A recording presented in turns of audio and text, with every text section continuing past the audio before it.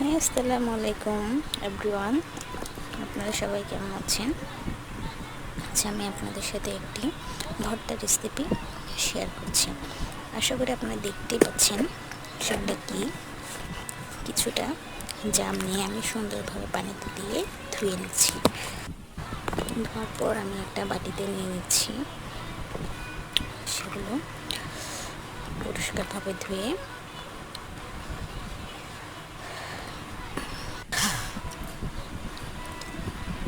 তারপর সেখানে আমি স্বাদ মতো লবণ, মরিচের গুঁড়া